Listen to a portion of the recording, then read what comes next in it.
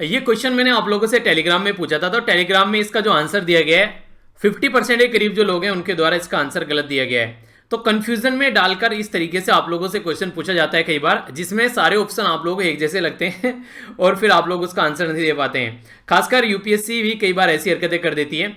तो इसके बारे में मैं आप लोगों से बात करूंगा एक पर्टिकुलर न्यूज़ बेस के बारे में। और टेलीग्राम पर एक काफ़ी इंटरेस्टिंग चीज़ मुझे मालूम हुई है कि वहां पर आप लोग क्विज अगर पोस्ट करते हैं, ठीक है, तो वहां पर आप लोगों के पास में बस एक ही ऑप्शन होता है। अगर मान लीजिए मैंने आप लोगों को 4 ऑप्शन दिए, तो आप लोगों के पास में वन टाइम आप लोगों के पास में ऑप्शन है कि आप लोग एक क्वेश्चन को अटेम्प्ट कर सकते हो। अगर आप लोगों ने मान लीजिए इसका आंसर ए लगा दिया और यहाँ पर आंसर इसका सी है, तो इसका मतलब ये कि आंसर बस गलत हो गया। ऐसे नहीं कि आप ए से हटा के यार सही दिख रहा है आप लोगों को डी लगा देंगे। तो ये मुझे काफ़ी इंटरेस्टिंग लगा, ये आज ट्राई किया मैंने, क्वेश्चन पोस्ट किए थे। तो आगे से जब भी मुझे टाइम मिलेगा टेलीग्राम पर ऐसे क्वेश्चन हम लोग पोस्ट किया करेंगे, तो इससे आप लोगों को आंसर भी तुरंत पता चल जाएगा और आप लोग एक तरीके से अटेम्प्ट कर आप लोगों को चेक भी कर पाओगे, ठीक है। तो इसको आप लोग थोड़ा ध्यान रखिएगा, जब भी कोई क्वेश्चन पोस्ट करो टेलीग्राम पर उसका आंसर जरूर देना। तो ये जो क्वेश्चन मैंने पोस्ट किया यहाँ पर, ये है यहाँ पर मिनिस्ट्री ऑफ टूरिज्म, उसके द्वारा यहाँ पर अभी कुछ ऐसा करके इनमें से कोई एक ऑप्शन है यहाँ पर, ये वेबिनार स्टार्ट किया गया है, जिसके चलते बोला गया Bundi architectural heritage of forgotten Rajput capital, यानी कि एक तरीके से यहां पर टाइटल रखा गया है, ये राजस्थान की हिस्ट्री को याद करने की बात की जा रही है। तो इसका ऑप्शन क्या है यहाँ पर, ये फिल इन द ब्लैंक्स अगर आप लोगों को भरने के लिए बोला जाए। ए ऑप्शन में है यहाँ पर देखो देश अपना, बी ऑप्शन में है अपना देश देखो, सी ऑप्शन में है देश देखो अपना, और यहां पर ये है बेसिकली देखो अपना देश, ठीक है। तो यहां पर ये देखिए कई सारे कंफ्यूजन छोटे छोटे से ऐसे एक 3 शब्द को घुमा घुमाकर 4 ऑप्शन आप लोगों के सामने बना दिए। तो इस तरीके से अगर आप लोगों को एग्जैक्ट चीजें नहीं पता होंगी तो आप लोग कंफ्यूजन में आ जाते हैं, ठीक है। तो इसको क्वेश्चन का आंसर दीजिए, मैं आप लोगों से अभी यहां पर ये न्यूज डिस्कस करता हूं, उसके बाद में फिर आप लोग कमेंट बॉक्स में बताइएगा, ओके। काफी इंपॉर्टेंट न्यूज है, थोड़ा सा इसके बारे में हम लोग जानते हैं। हमारी कंट्री में जो मिनिस्ट्री ऑफ टूरिज्म है उसके द्वारा यहां पर अभी रिसेंटली देखो अपना देश, ये एक वेबिनार करके यहाँ पर जो कि जिस आगे हमारी कंट्री में स्टार्ट की गई, जिसमें यहाँ पर जो बूंदी है राजस्थान के अंदर, ठीक है, उसकी जो उसकी हेरिटेज यानी कि कल्चर जो हेरिटेज साइट है, तो उसको दिखाने के बारे में बात की है, ताकि जो भी लोग यहाँ पर कनेक्टेड हैं वो इसको देख सकें और चीज़ों को न भूलें, ठीक है। तो ये बेसिकली जो शीर्षक यहाँ पर दिया गया एक तरीके से ये जो विरासत होती है उसको दिखाने की बात यहाँ पर की गई है। जो बूंदी है यहाँ पर उसमें कई सारे स्टेप वेल देखने को मिलेंगे, ये इनके सीढ़ीदार जो बावड़ी होती हैं, ठीक है। आप लोगों ने देखा होगा अगर किसी पर्टिकुलर एरिया को इस तरीके से आप लोगों ने देखा होगा, उसमें क्या कहता है, इस तरीके से सीढ़ी वगैरह होती है, आप लोग नीचे उसमें जा सकते हैं इस तरीके से, यानी कि स्टेप बाय स्टेप नीचे जाया जा सकता है उसमें, उसको बावड़ी के नाम से जाना जाता है। यहाँ पर इसके कई नाम से जाने जाते हैं, यहाँ पर सिटी ऑफ स्टेपवेल, दूसरा यहाँ पर ब्लू सिटी के नाम से जाना जाता है, और छोटी काशी, यानी कि जो काशी नहीं है बनारस है, तो छोटी काशी भी इसको बोला जाता है। आखिर छोटी काशी इसको क्यों बोला जाता है, क्योंकि दुनिया भर के मंदिर आप लोगों को यहाँ पर देखने को मिलेंगे, तो हंड्रेड्स ऑफ टेम्पल आप लोगों को यहाँ पर नजर आते हैं। और हाडा कैपिटल जो इसको बोला गया है क्योंकि राजपूत चौहान जो यहाँ पर हुआ करते थे उनसे ये कनेक्टेड है, जिसके बेस पर इसका नाम यहाँ पर ये बेसिकली सराउंडिंग एरिया को बोला जाता है। तो ये काफी इंपॉर्टेंट क्वेश्चन कई बार आप लोगों से बन जाता है, तो यहाँ पर पूछ लेंगे ये क्या है, इसके बारे में आप लोगों से पूछ लेंगे कौन सी मिनिस्ट्री का प्रोग्राम है यहाँ पर, या फिर छोटी काशी किसको बोला जाता है, क्या रीजन है छोटी काशी बोलने का। तो ये कुछ चीजें हैं जिसके बारे में आप लोग आइडिया रख सकते हैं, ठीक है। तो इंपॉर्टेंट न्यूज थी, इसके बारे में आइडिया जरूर रखिएगा। हमारी कंट्री में अगर आप लोगों को एक जगह से दूसरी जगह पर जाना है तो जो नेशनल हाईवे होते हैं उनका काफी बड़ा रोल होता है। तो union minister for road transport and highway के द्वारा भी फाउंडेशन स्टोन रखा गया है 9 नेशनल हाईवे प्रोजेक्ट का इन त्रिपुरा में 9 नेशनल हाईवे प्रोजेक्ट की बात यहां पर की जा रही है। त्रिपुरा अगर आप लोग देखेंगे हमारी कंट्री में तो ये आप लोगों को देखने को मिलेगा यहाँ पर त्रिपुरा, जो कि बांग्लादेश में बॉर्डर टच करता है।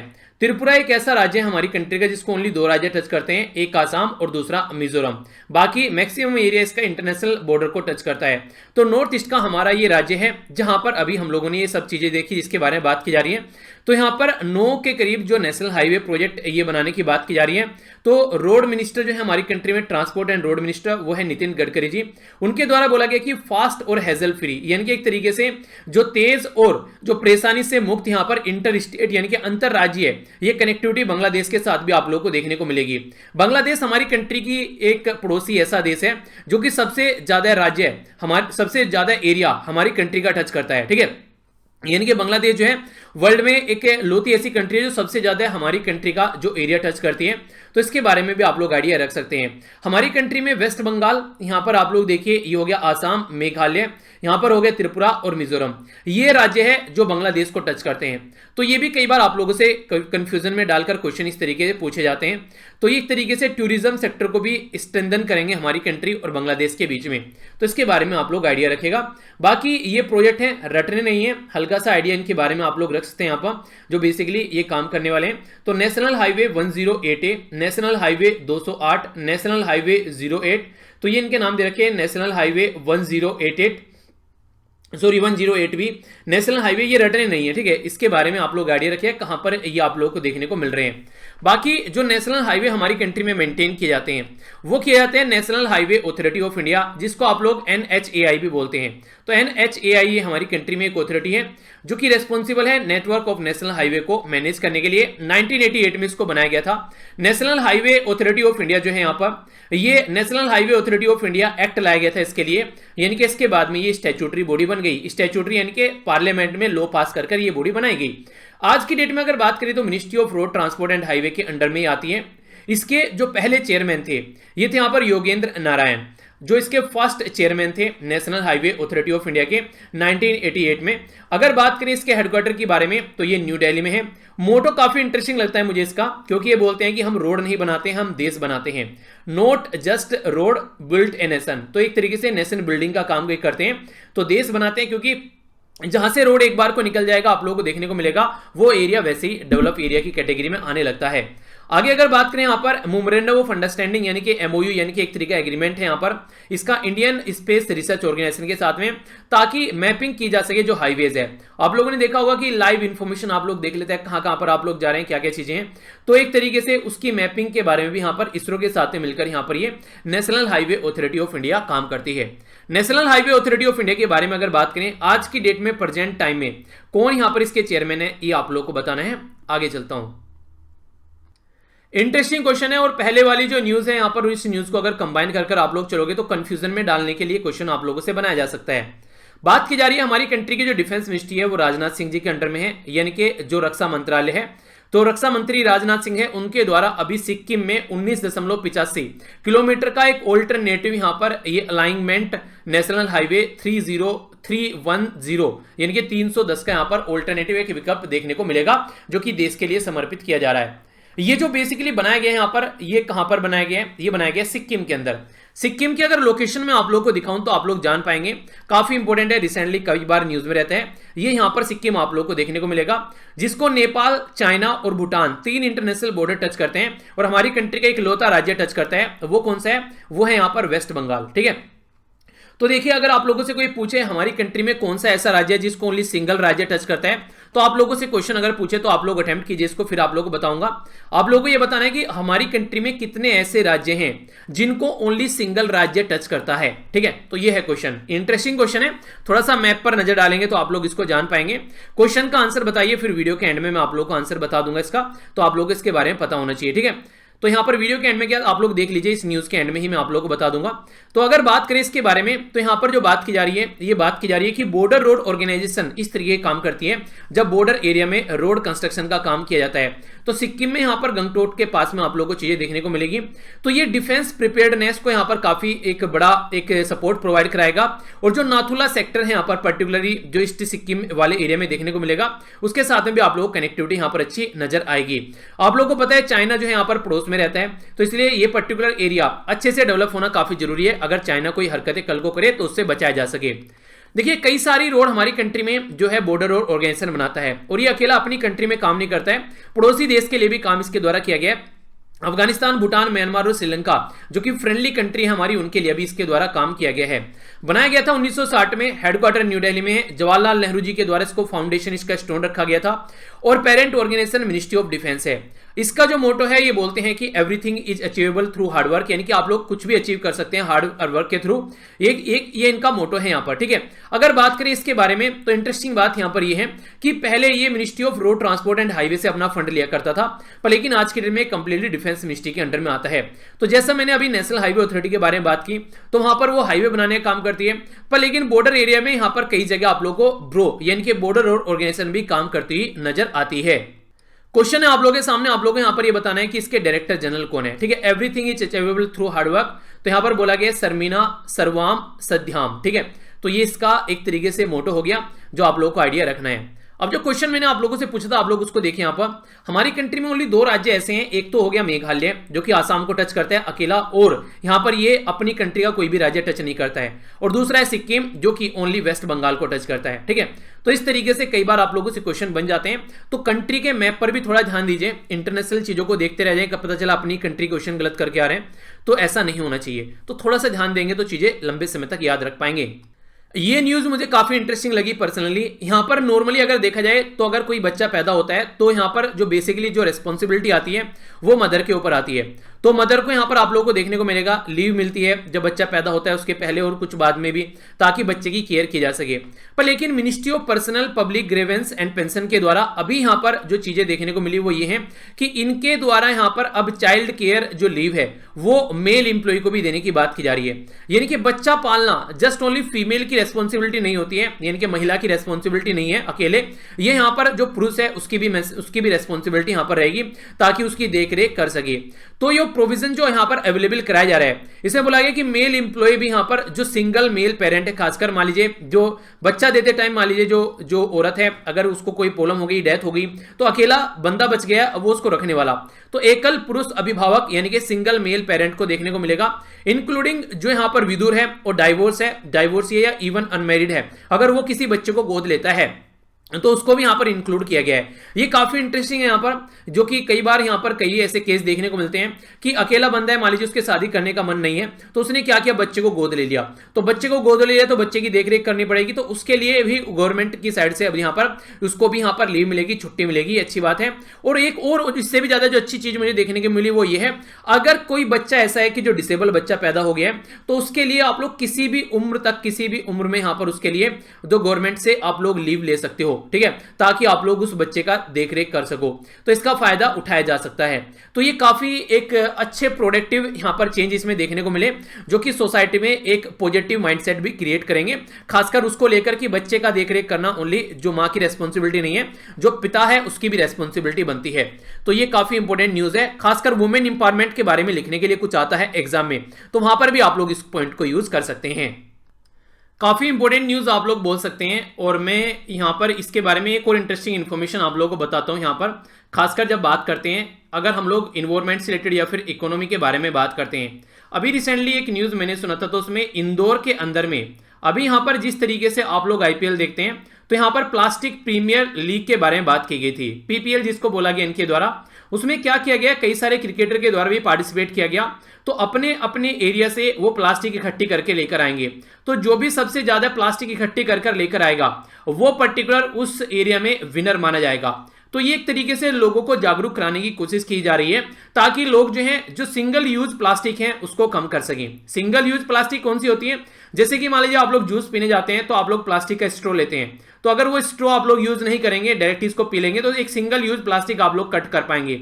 इसी के साथ में अगर आप लोग कहीं बार कुछ खाने जाते हैं तो वहां पर प्लास्टिक की चम्मच आप लोग यूज करते हैं, तो अगर वो आप लोग यूज नहीं करेंगे, स्टील की चम्मच अगर आप लोग यूज कर लेंगे वहां पर, तो सामने वाला बोलेगा कि ठीक है, या फिर आप लोग जो नहीं आती है जो वुड यानी कि लकड़ी की जो चम्मचें आती हैं, या फिर उनको यूज कर लिया जाए, तो सिंगल यूज प्लास्टिक को यहां पर कट किया जा सकता है। तो इस तरीके से जो यूज एंड थ्रो वाली जो चीजें होती हैं, तो वो वाली चीजें आप लोग कट कर सकते हैं, तो काफी इंपॉर्टेंट है ये। तो ये अभी रिसेंटली इंदौर में देखने को मिला। इंदौर में अगर स्वच्छता के बारे में बात करें तो हमारी कंट्री में मध्य प्रदेश के अंदर ये टॉप पोजीशन बनाए हुए हैं, ये लगभग लास्ट 4 ईयर से। ठीक है, तो दूसरी कंट्री के एरिया में भी हम लोग यहां से इंस्पायर होकर ये चीजें इंप्लीमेंट कर सकते हैं। तो पीपीएल के बारे में आप लोग आइडिया रखेगा, अगर कोई यहां पर मध्य प्रदेश का बच्चा है, इंदौर से रिलेटेड है, तो वो अपना एक्सपीरियंस शेयर कर सकता है। अब यहां पर इस न्यूज के बारे में मैं आप लोगों से बात करूं तो अटल यहां पर बात की जा रही है एम के बारे में, यानी कि अटल इनोवेशन मिशन। ये यहां पर इन एसोसिएशन विद CSIRO, ये क्या है, इसको बोलते हैं Commonwealth scientific and industrial research organisation. ये ऑस्ट्रेलिया की जो गवर्नमेंट है उसकी एक गवर्नमेंट एजेंसी है जो कि रेस्पॉन्सिबल है साइंटिफिक रिसर्च के लिए। ये हमारी कंट्री के मिलकर साथ में काम कर रही है, यानी कि इंडिया और ऑस्ट्रेलिया यहां पर काम करेंगे सर्कुलर इकोनॉमिक हैकाथॉन के लिए, जो कि बेसिकली 7 और 8 दिसंबर में आप लोगों को देखने को मिलेगी। तो इसका 4 फोकस एरिया है, 4 थीम इनकी रखी गई है, जिसके इर्द गिर्द ये हैकाथॉन घूमने वाली है, यानी कि इन 4 एरिया में काम किया जाएगा। पहला बोला गया innovation in the packaging, reducing the packaging waste. जैसे अभी आप लोगों ने देखा कि आईफोन 12 ये अभी लॉन्च किया गया है, तो आईफोन 12 में उन्होंने क्या किया है, उसके अंदर का सॉरी उसके अंदर का जो चार्जर वगैरह है वो निकाल दिया है, तो पैकेजिंग जो साइज है वो उनके द्वारा उसका हाफ कर दिया गया है। जब मैं उनका जो इवेंट है वो सुन रहा था, तो उनके द्वारा बताया गया कि वो ग्रीन हाउस एमिशन को कम करने की कोशिश करें, ताकि जो वेस्ट जनरेट है वो काफी कम हो। मान लीजिए कुछ लोग ऐसे होते हैं जिनको हर साल एक नया फोन खरीदने की आदत है, उनके पास में ऑलरेडी चार्जर वगैरह रखे होते हैं, तो इन्होंने क्या किया, वो उसको हटा दिया। अब जिसको रिक्वायरमेंट है उसको अलग से खरीद सकता है। तो पैकेजिंग जो साइज था वहां पर वो उसका आधा हो गया लगभग, ठीक है। तो यहां पर ये innovation in the packaging, reducing the packaging waste, तो ये बेसिकली कोशिश की जाएगी इसके अंदर। Innovation in the food supply chain, avoiding the waste, ठीक है, यानी कि फूड सप्लाई चेन को भी इस तरीके से किया जाएगा ताकि जो वेस्ट चीजें हैं उसको अवॉइड किया जा सके। आप लोग देखते हैं आज के डेट में अगर खेतों में ही काफी सारा वेस्ट आप लोगों को देखने को मिल जाता है। अगर खेत में टमाटर हैं, मैंगो हैं, या फिर कोई दूसरा फल फ्रूट है, अगर वो पेरिसेबल है यानी कि वो जल्दी खराब हो जाता है, तो उसको वहां से मार्केट तक ले जाने में आधे से ज्यादा सामान जो है बर्बाद हो जाता है। तो आधे से ज्यादा सामान बर्बाद होने की वजह से कई सारे किसान इसको प्रॉब्लम को फेस करते हैं, तो इसको भी सोल्यूशन निकालने की बात की जाती है। इसी के साथ में बात की जा रही है creating opportunity for plastic waste reduction. तो प्लास्टिक वेस्ट रिडक्शन के लिए भी फोकस देकर चलना है। तो जो इंदौर वाला मैंने उदाहरण दिया है वो यहां पर आप लोग इसको इंक्लूड करके चल सकते हैं। तो यहां पर एक अवेयरनेस फैलाना, ये भी काफी बड़ा मुद्दा आप लोगों को देखने को मिलेगा, तो इंपॉर्टेंट है, इसके बारे में भी याद रख सकते हैं। Recycling critical energy, metal and e waste, यानी कि जो क्रिटिकल एनर्जी के लिए खासकर मेटल और जो ई वेस्ट होता है उसको रिसाइकिल किया जा सकता है। तो इससे क्या होगा, इससे भी इन्वायरमेंट को काफी ज्यादा फायदा आप लोगों को देखने को मिलेगा। तो इंडिया और ऑस्ट्रेलिया जो है वो यहां पर मिलकर काम करने वाले हैं। तो अटल इनोवेशन मिशन विद CSIRO, ठीक है, तो यहां पर सिसरो, तो इसका नाम याद रखते हैं, Commonwealth scientific and industrial research organisation, ये दोनों यहां पर मिलकर काम करेंगे, ठीक है। तो इसका जो हेडक्वार्टर है ये कहां पर है, ये है इसका कैनबरा यानी कि ऑस्ट्रेलिया के अंदर में, और 1916 में इस पर्टिकुलर ऑर्गेनाइजेशन को बनाया गया था। तो ये बेसिक इंफॉर्मेशन होगी इसके बारे में। अगर अब कुछ भी पूछा जाएगा तो अब कंफ्यूजन आप लोगों के माइंड में नहीं होना चाहिए। और इंटरेस्टिंग बात यहां पर ये है, अभी मैंने आज आप लोगों से ये न्यूज डिस्कस कर ली, और फिर जब ये स्टार्ट होगी फिर से ये न्यूज में आएगी दिसंबर के महीने में। तो अगर आप लोग कंटिन्यूअस लेक्चर देखते रहते हैं तो एक चीज आप लोगों को देखने को मिलेगी, तो कई सारी चीजें आप लोगों की रिवाइज भी होती रहती हैं टाइम टू टाइम। तो इसलिए मैं बोलता हूं कि लेक्चर कोशिश किया करो, कंटिन्यू देखा करो। अगर किस दिन नहीं हो पाता है तो बाद में उसको देख लिया करो, पर लेक्चर को आप लोग कंटिन्यू रखा करो। नेक्स्ट यहां पर ये काफी इंटरेस्टिंग है, और ऐसी न्यूज बड़ी फ्रीक्वेंटली आप लोगों से एग्जाम में पूछ लिए जाते हैं ऐसे क्वेश्चन। बात की जा रही है अभी केरला के अंदर हमारी कंट्री में एक मछली देखने को मिली है। जो मछली है यहां पर, इसका जो नाम रखा गया है, ये यहां पर आप लोगों को देखने को मिलेगी। एक मूवी शायद आप लोगों ने देखी होगी, लॉर्ड ऑफ रिंग्स, ठीक है, लॉर्ड ऑफ द रिंग्स। तो ये जो मूवी है यहां पर, इसमें यहां पर जो बात की जा रही है गोलुम, ये आप लोगों ने देखा होगा, गोलिम नाम का एक इंसान है यहां पर इसमें। तो इसका नाम रखा गया यहां पर एग्निगा, इसका नाम रखा गया यहां पर एनिग्मा चन्ना गोलुम, ठीक है। तो इसको आप लोग एक बार देखिए, ये एक तरीके से आदिम ये एक तरीके से आदिम कैरेक्टर आप लोगों को यहां पर इस मूवी में देखने को मिला है। तो एक छोटी सी वीडियो दिखाऊंगा, आप लोग देखिएगा 1 मिनट। जो बच्चे हैं वो डरिएगा मत कि क्या दिखा दिया सर ने तो यहां पर आप लोग इसको देखिएगा, यहां पर कुछ ऐसा आप लोगों को देखने को मिलेगा यहां पर, ठीक है। तो यहाँ पर ये है बेसिकली जो जानवर टाइप में, ये जानवर के आधा इंसान आधा जानवर आप लोग इसको बोल सकते हैं। तो ये यहाँ पर आप लोगों को देखने को मिलेगा ये, ठीक है। तो इससे साथ में बोला गया कि फेस जो है वो थोड़ा सा मिलता है, तो इसके नाम पर इसका नाम रखा गया है, ठीक है। तो इस फिश का नाम जो है इसके नाम से कनेक्ट कर यहां पर रखा गया है। तो ये काफी इंटरेस्टिंग क्वेश्चन आप लोगों से मिल सकता है।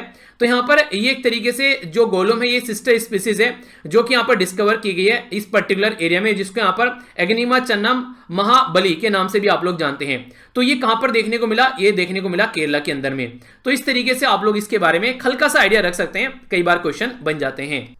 नेक्स्ट जो इंपोर्टेंट न्यूज है यहाँ पर ये बात करिए हमारी कंट्री की जो ट्राइबल अफेयर मिनिस्ट्री है उसके साथ में यहाँ पर मिलकर जो आर्ट ऑफ लिविंग है, आर्ट ऑफ लिविंग के बारे में आप लोगों ने सुना होगा, आर्ट ऑफ लिविंग फाउंडेशन, जो कि एक एनजीओ है, नॉन गवर्नमेंटल ऑर्गेनाइजेशन, जो फाउंड की गई थी 1981 में श्री रविशंकर जी के द्वारा। तो ये जो ऑर्गेनाइजेशन है ये ट्राइबल अफेयर मिनिस्ट्री के साथ मिलकर ये ट्राइबल वेलफेयर के बारे में काम करेगी।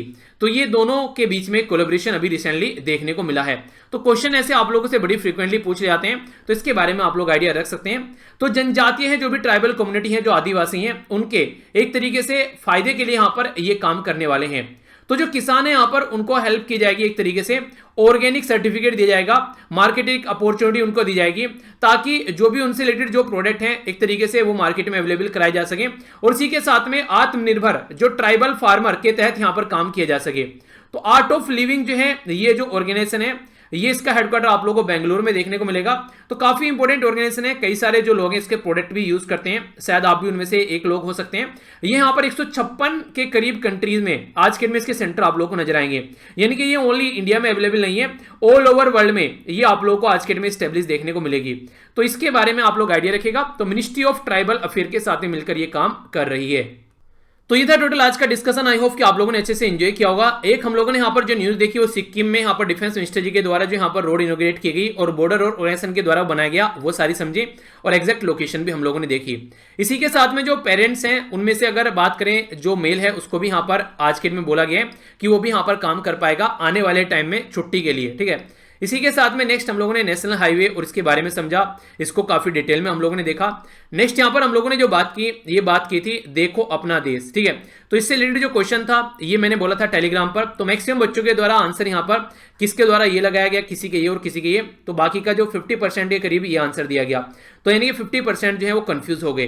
तो इसलिए यहाँ पर स्टेटमेंट को थोड़ा सा ध्यान से पढ़िएगा, लंबे समय तक आप लोग उन चीजों को याद रख पाएंगे, ठीक है। नेक्स्ट यहाँ पर हम लोगों ने जो डिस्कस किया, यहाँ पर ये इंडिया और ऑस्ट्रेलिया मिलकर काम कर रहे हैं चीजों को सुधारने के लिए, तो वो सारी चीजें हम लोगों ने जानी। इसी के साथ में नेक्स्ट जो न्यूज थी हम लोगों ने यहाँ पर ये बेसिकली हम लोगों ने गोलम के बारे में समझा, क्या न्यूज थी उसके बारे में देखा। इसी के साथ में नेक्स्ट जो थी हम लोगों ने ट्राइबल अफेयर मिनिस्ट्री से रिलेटेड जो न्यूज निकल कर आई उसके बारे में हम लोगों ने चीजें जानी। तो ये था टोटल आज का डिस्कशन। मैं आशा करता हूं कि अच्छे से आप लोगों ने इसको एंजॉय किया होगा। पीडीएफ आप लोग यहां से जाकर डाउनलोड कर लीजिए और कई सारे क्विज के क्वेश्चन भी मैं आप लोगों को यहां पर डाल दिया करूंगा ताकि आप लोग उसकी प्रैक्टिस कर सकें, ठीक है। तो यहां से आप लोग इसको ज्वाइन कर लीजिए ताकि सॉरी बाकी ट्विटर, इंस्टाग्राम और फेसबुक पर भी अगर आप लोग हैं तो मेरे साथ कनेक्ट हो सकते हैं, वरना तो कोई बात ही नहीं, एंजॉय करते रहिए अच्छे से और लेक्चर में फीडबैक देकर जरूर जाइएगा, जैकि आप लोग यहां पर एक तरीके से जो भी सीखा है या फिर क्या नहीं सीखा, क्या प्रॉब्लम रही, ताकि उसको इंप्रूव किया सके। तो बड़ों को नमस्ते, छोटों को प्यार, छोटी सी लाइफ में एंजॉय करा। मिलता हूं नेक्स्ट लेक्चर में, तब तक के लिए जय हिंद।